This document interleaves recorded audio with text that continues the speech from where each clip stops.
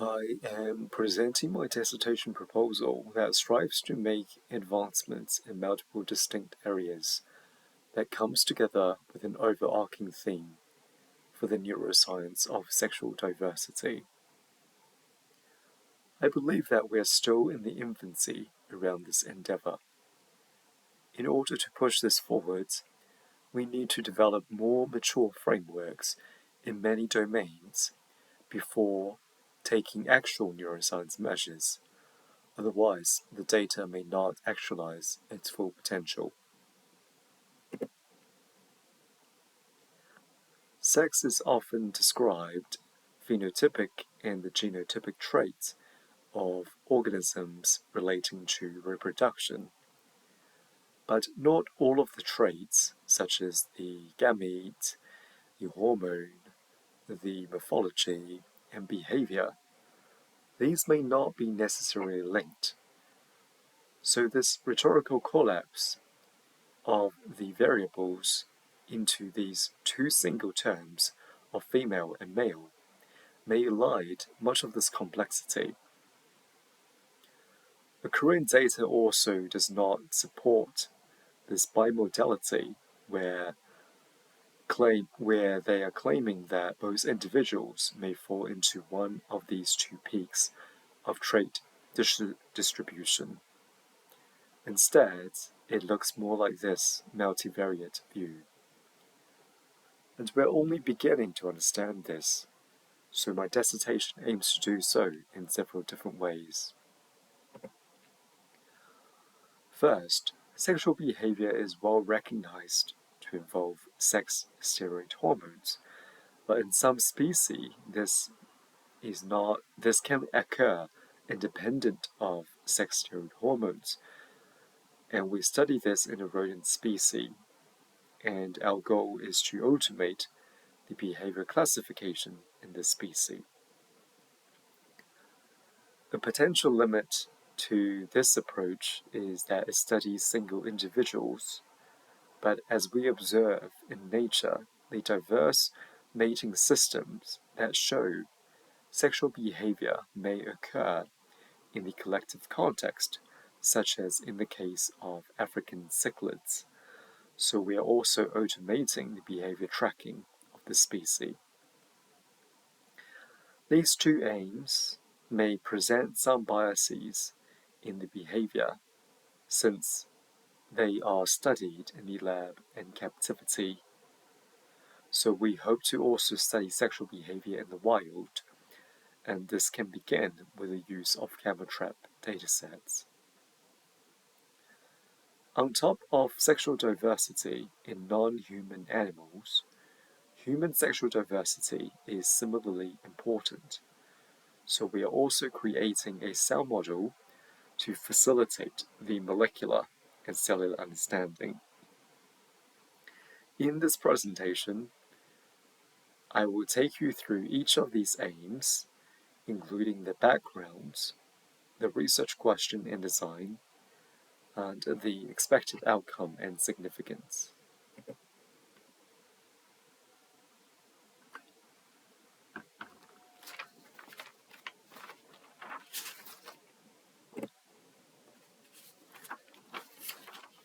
Sexual behavior is typically understood to involve sex steroid hormones, but there are many species that exhibit sexual behavior independent of sex steroid hormones, but not much is known about its mechanism.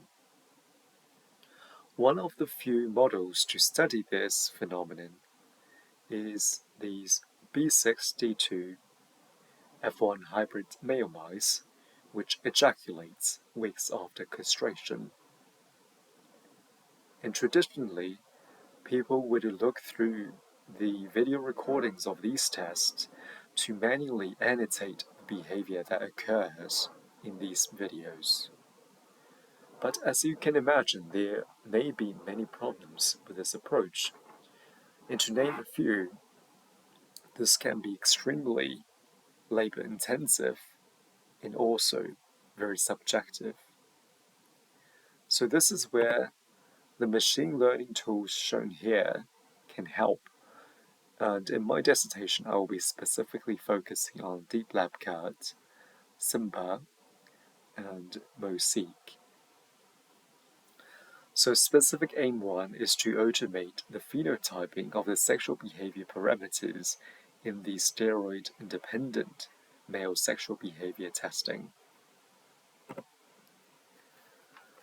The dataset that we will analyze are video recordings from a previous study where we had post-castrated B62F1 male hybrid mice.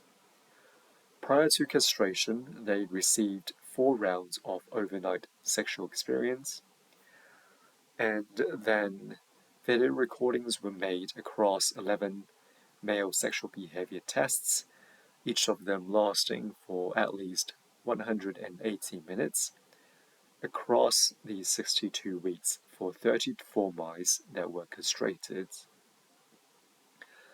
Approximately 20% of them continue to exhibit ejaculatory reflexes 62 weeks post-castration. And from these mice, we were able to categorize the steroid-independent persistent maters in those that exhibited consistent ejaculatory reflex over 62 weeks. We will use the post-estimation tool Deep Lab Cat to first extract the frames from the videos taken, label these different body parts that could be related to sexual behavior, train a neural network that could predict the body part locations based on the probability that body part is in a particular pixel. And since its creation in 2018, Deep Lab Cat is also now possible with multi-animal post-estimation by also using the body part probability score map, but also a few other outputs like location refinement that's able to cater to the new architecture for multi-animals, a part affinity field that could leverage the relationship between these body parts to help facilitate identity tracking across time of each individual mice. An obstacle to this approach is that our videos are very low resolutions since they were filmed with many cages together in night mode. And as you can imagine, this makes it very difficult to accurately label the different body parts on the mouse. So this is where video augmentation can come in, where we could first record a high-resolution video such as this one, then purposefully augment the videos in terms of their resolution and color,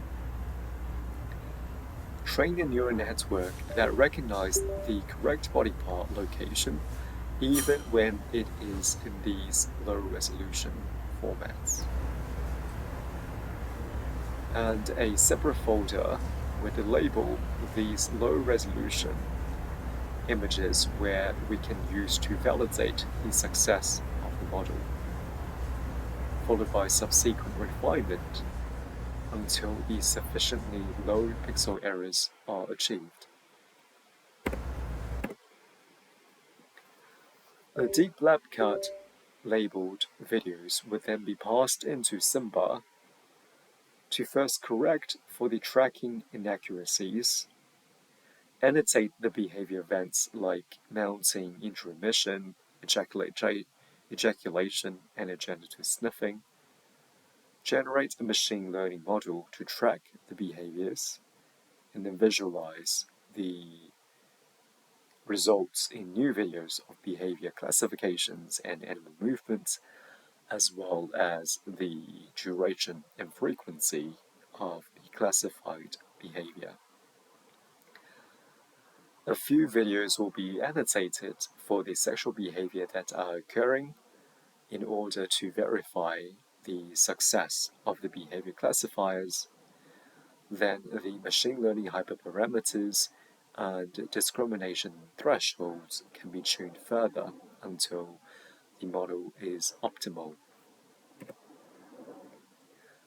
The outcome of this specific aim would be able to automatically generate all of these male sexual behavior parameters currently measured for rodents.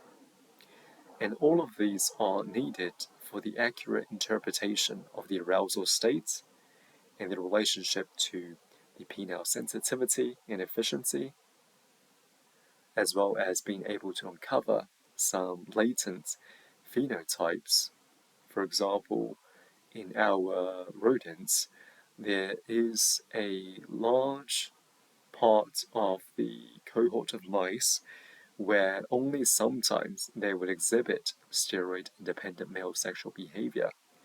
So this automation could help uncover some of the phenotypes within that population and then be able to correlate with our molecular data. We've previously discovered that microglia may be involved in steroid-independent male sexual behavior. And now there are many future directions that could be taken due to the recent advancements in studying microglia, such as novel virus variants that were discovered that could specifically target microglia, as well as the feasibility now to do near non-invasive in vivo imaging of microglia. And I believe that the automated behavior phenotyping could expedite this process.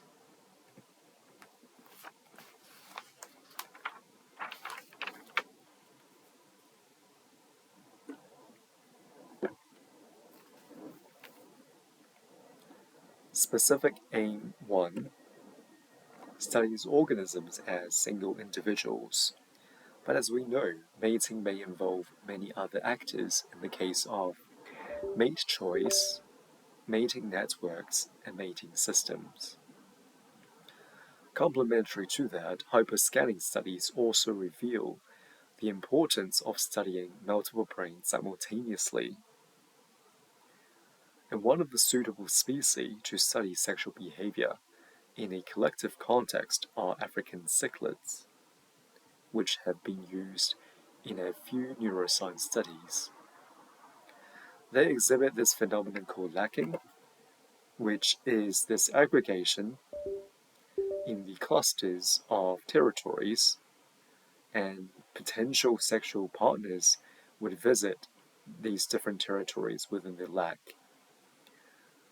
From the diagram you can see that these are not fish, these are actually black bugs that are well known to exhibit lacking, and they have been used as an example for people hypothesizing that the formation and the maintenance of lacking may actually occur through these local interactions.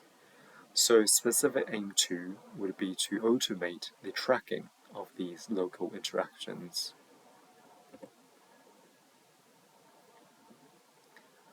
In collaboration with Professor Dijkstra's lab, research team at Central Michigan University, we will be using their video data on their African cichlid community. Each of these fish are tagged with these colored beads, and each community consists of 10 males and 14 females in these 114-liter tanks. And these tanks also contain these partial terracotta parts that acts as defendable territories for the fish.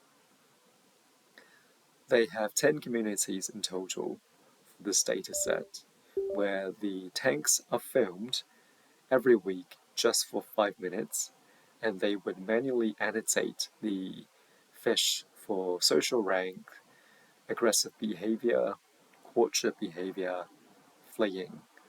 And they defined the dominant males as those that guard the flower pots and exhibit aggression in courtship.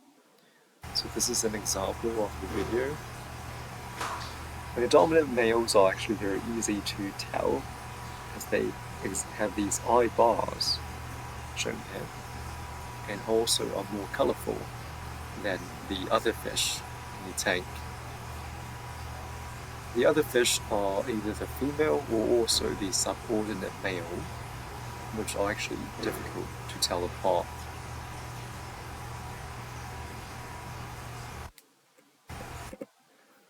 To achieve automated behavior tracking, we will also use deep lab cuts, which have been used before for schools of fish, and this is an example of the tracking of 14 silverside fish that are labeled with these 5 different body parts.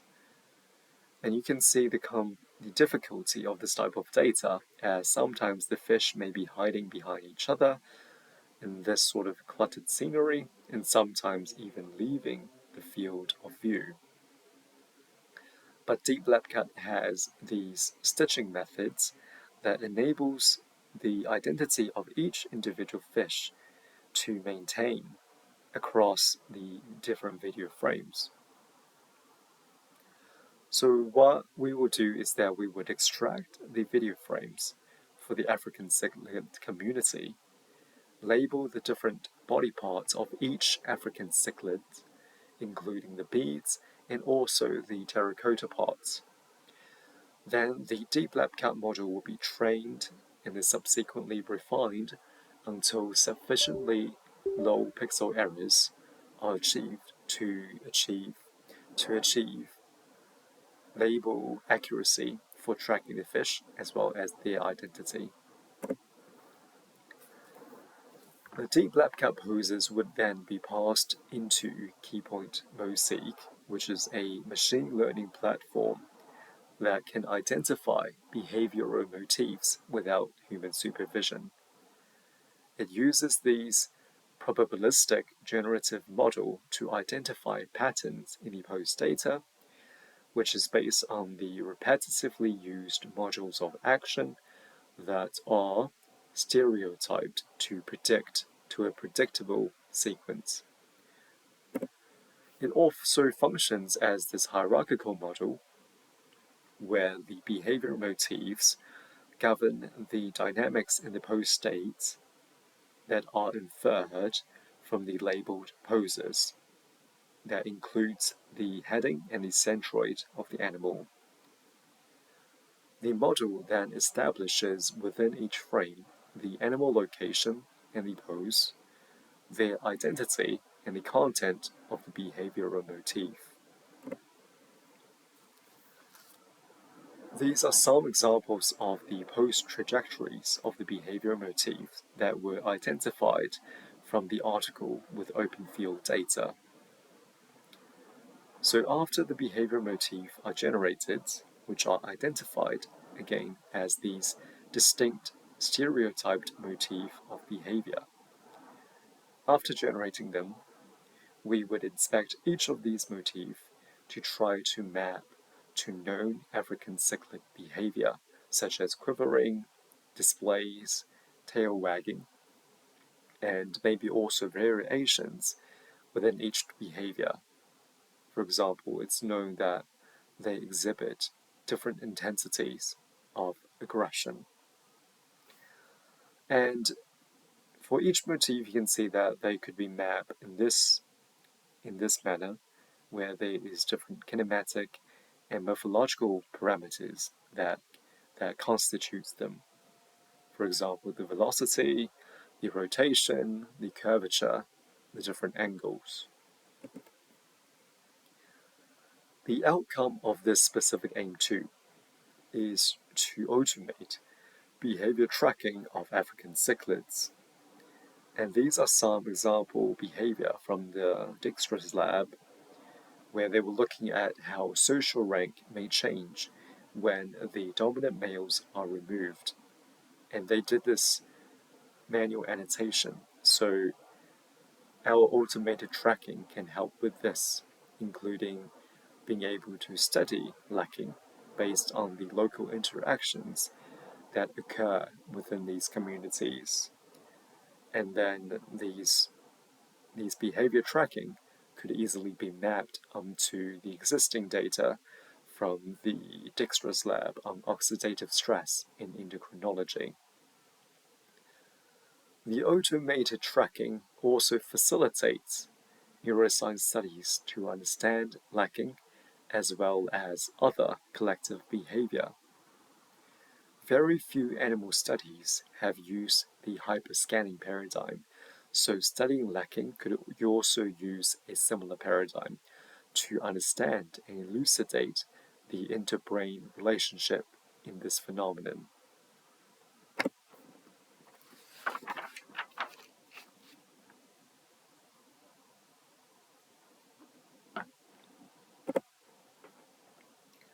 In animal behavior, there is a framework called STRANGE that is informed in part from the understanding that animals in the lab in captivity can change some of their behavior.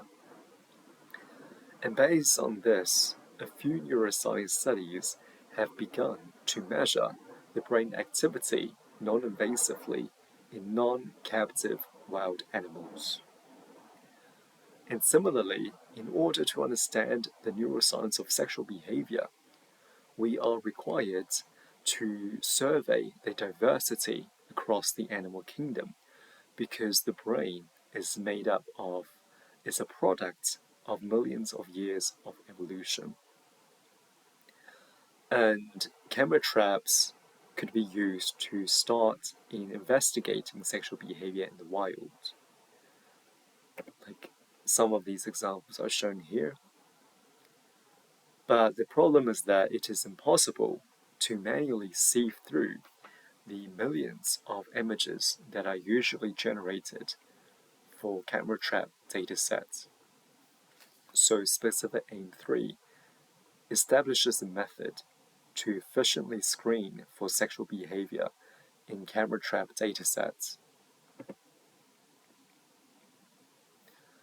We will be using two of these datasets. One is from my home country, New Zealand, with 187 camera locations that records the sequence of 3 images when it is triggered and includes animals like hedgehogs, mustelids, and deers.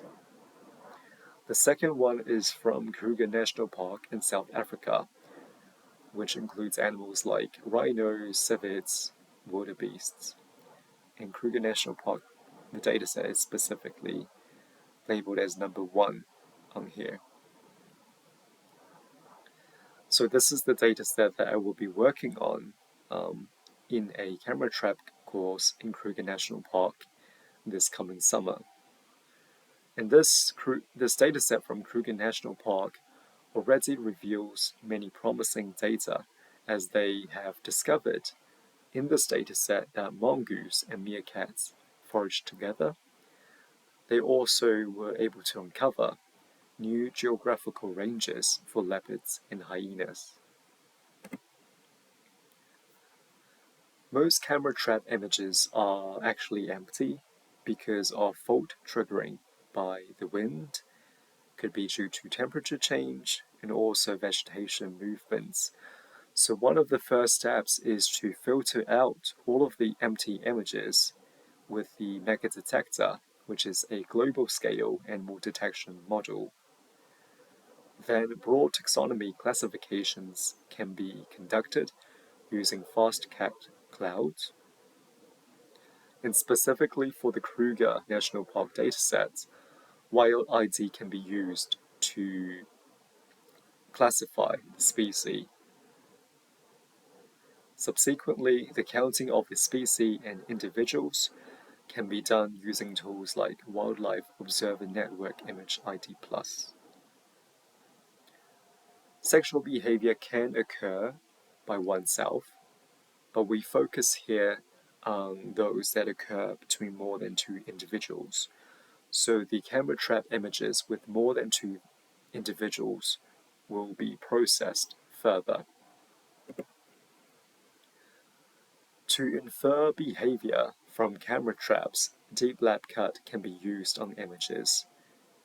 By identifying the body parts, this could give us a rough idea of what sort of behavior are occurring. So this is where deep lab cut model zoo can come into play, which are models that have been trained on various animals and functions essentially as a plug and play. So what people call zero-shot learning, where people do not have to label any more data to use the model under certain conditions.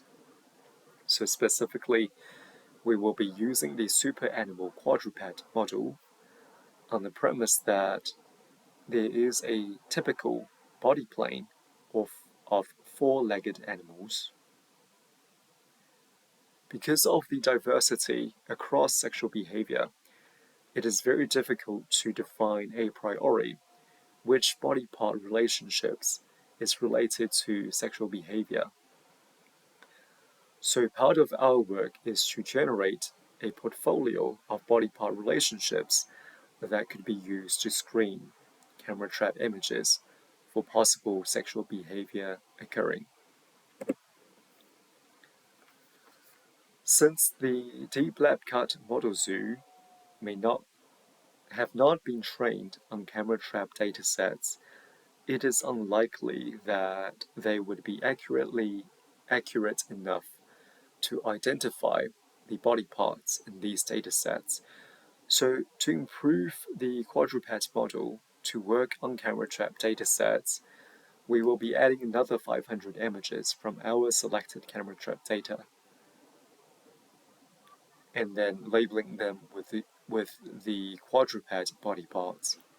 So 250 is going to come from the New Zealand dataset, and 250 will come from the images from the Kruger National Park dataset.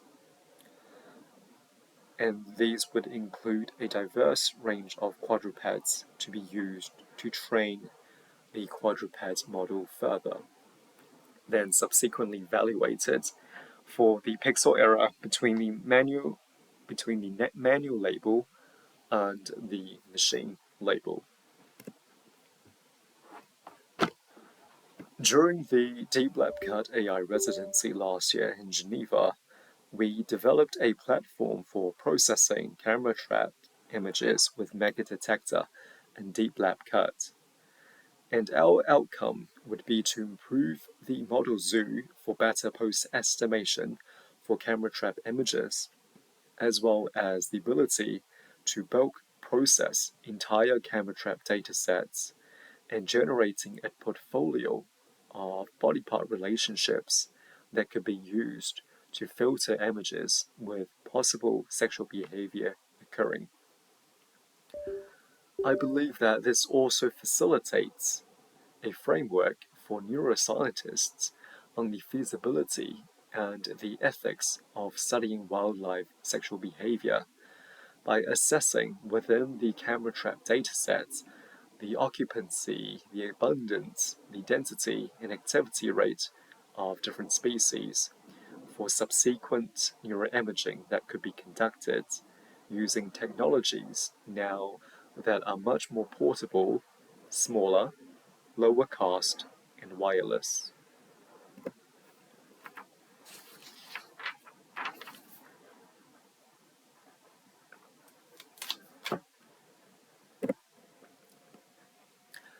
Notable advancements has been made to understand the biological contributions to sexual diversity, but most of these are conducted in animals. We have an insufficient molecular and cellular understanding of human sexual diversity, in part because we do not have sufficiently optimal models for studying this.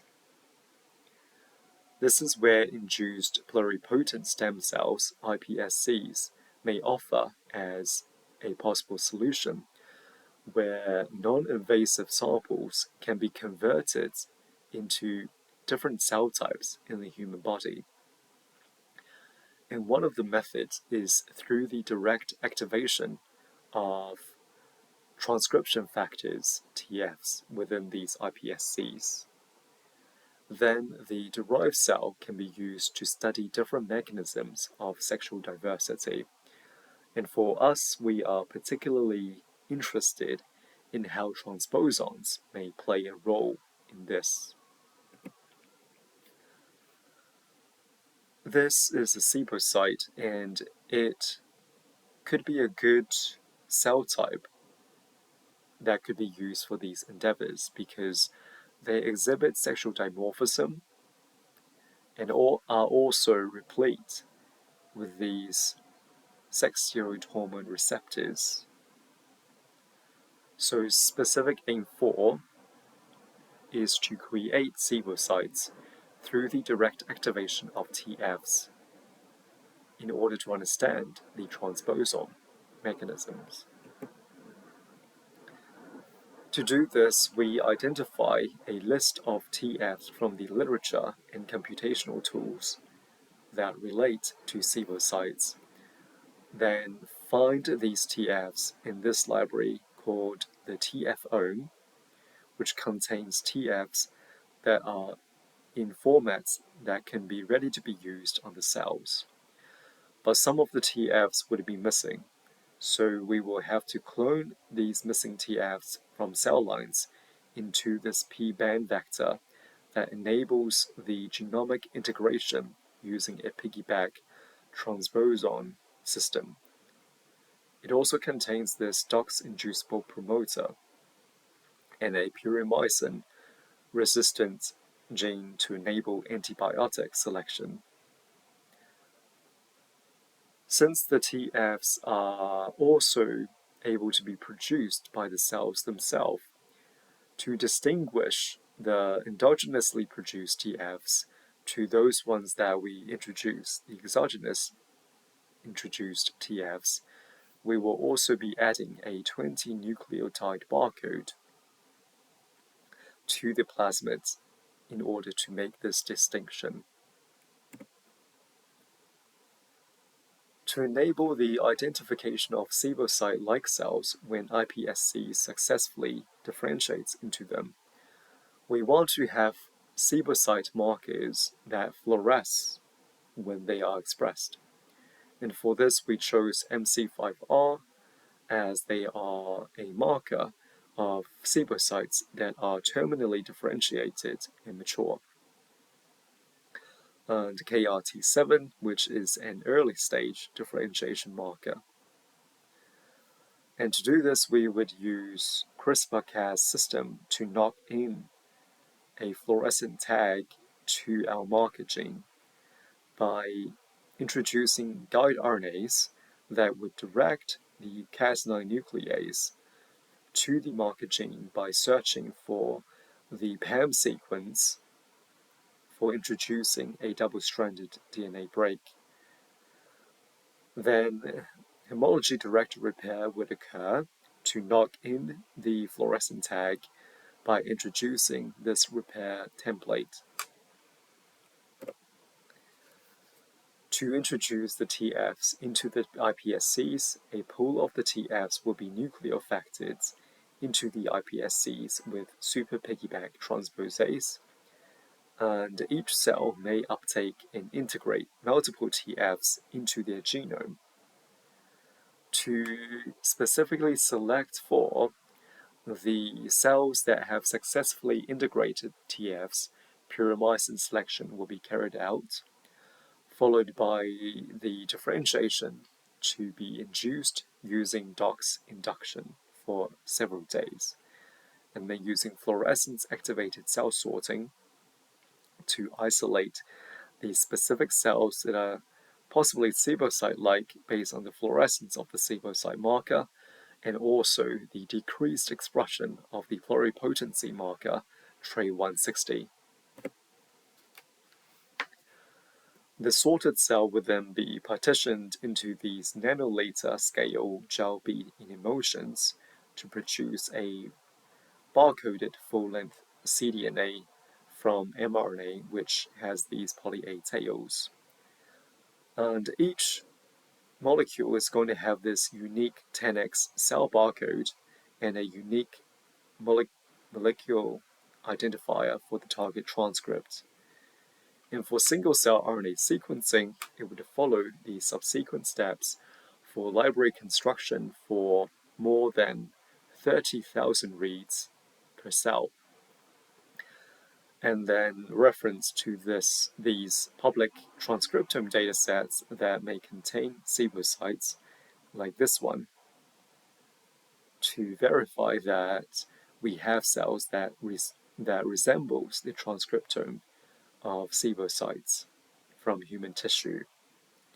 Then within each cell, we are able to identify the transposon expression.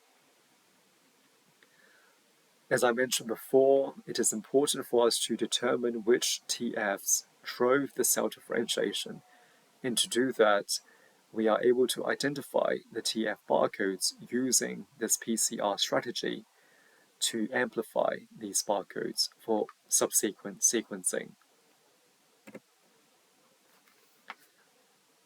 So the outcome from this work is to generate SIBO-site-like cells that resemble the transcriptome of SIBO-sites from human tissue that could be compiled from Panglow database to create a single-cell reference tree.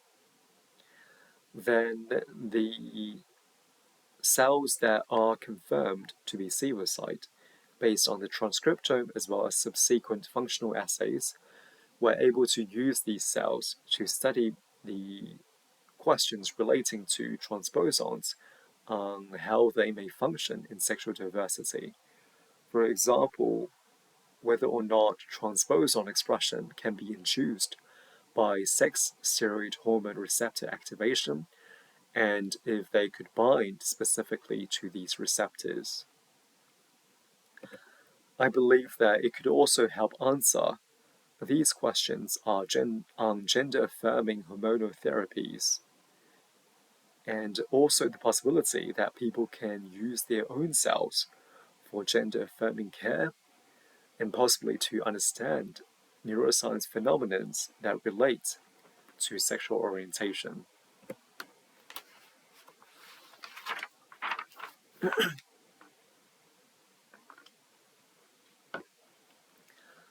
I believe that there is also a broader significance of my research, especially in fields where sex as a variable is still missing in many studies, and that the simple binary erases the sexual diversity, including for the LGBTQ2S+ community. The lens that science adopts fundamentally shapes the way that the world observes phenomena, as seen in the historical legacies of discrimination that has been evident and continues today, where sexual minorities are challenged regarding our acceptance and underrepresentation. And much of the research direction also does not serve our interest, including the translation from animal studies. So these are some guidelines that were published last year that could help with improving this injustice.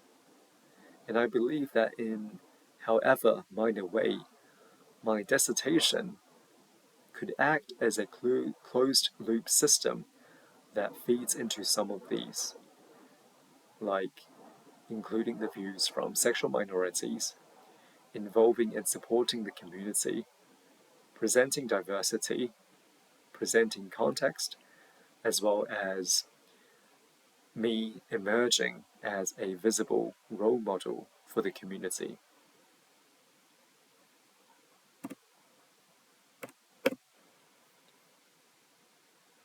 As you can see, there are many people to thank for my dissertation, but in particular, I would like to acknowledge all of the dissertation advisory committee for their patient guidance and thorough mentorship. And I have some specific acknowledgements written here that I'm going to read. Firstly, acknowledging Vivian. I come from a background largely in molecular neuroscience. Your course in my first semester here on cognitive neuroscience was pivotal in shaping my learning of the field. It stood out as one of my favorite courses during my time at this university.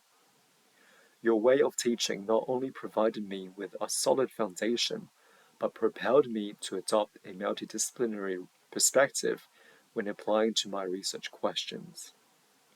I especially fondly recall our engaging conversations during those pre-pandemic days, before the class, as well as after the class, walking from McCormick to ISC when the catwalk was still there, as we were catching the current lit class, which was immediately following your class. Thank you, Vivian. Acknowledging Lisa.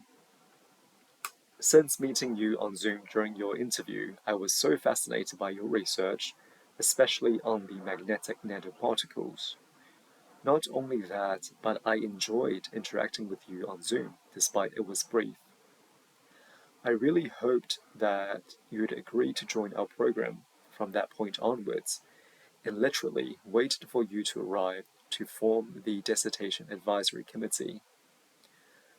As we discussed, I initially wanted to learn the magnetic nanoparticles approach from you to apply to my research, but we realized that it's probably going to take another 5 years for me to finish my PhD.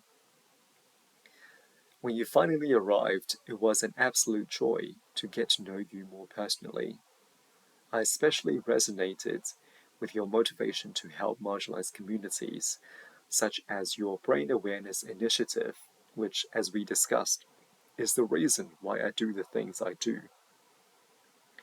From these experiences, I also learned from you different teaching methods to different types of students, which I adapted for my own course, that really helped me engaged with my students and improved their classroom experience. Thank you, Lisa.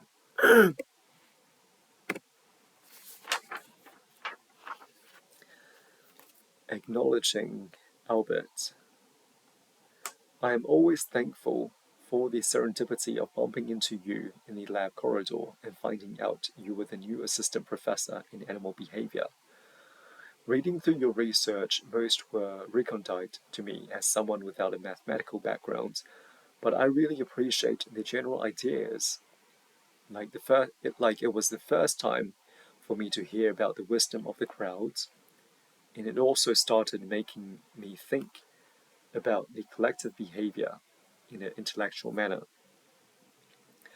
I was especially astounded by your modeling paper on the evolutionary drivers of sociality across the tree of life, which further shaped my research interests. It's an adventure every time I talk to you, hearing from you the diverse organisms you've worked on at different places around the world, from slime molds to army ants, from New Mexico to Alaska, which reinforces my motivations to study diverse organisms and the joys of travel, not for leisure, but the pursuit of intellectual inquiries. Thank you, Albert. Acknowledging Jingho. You literally introduced me to this whole field. Prior to this, I've never done a single behavior test. One of the most fundamental impact you had on me was the very first paper you sent me when I arrived in the US, which was John Platt's article on strong inference. Now it shapes all of my thinking, even in everyday dialogues with people, asking, what would disprove your hypothesis, and what hypothesis does your research disprove? I've worked under several PIs before, but I've never felt so valued, supported, and heard. Even from the get-go, I felt comfortable divulging to you about my gay identity and clinical depression, which I've never been able to do in any of my previous labs.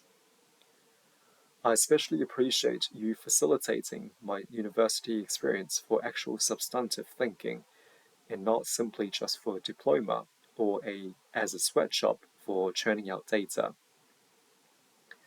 This is integral to my journey in finding enlightenment by allowing me the freedom and independence to achieve more meaningful intellectual development.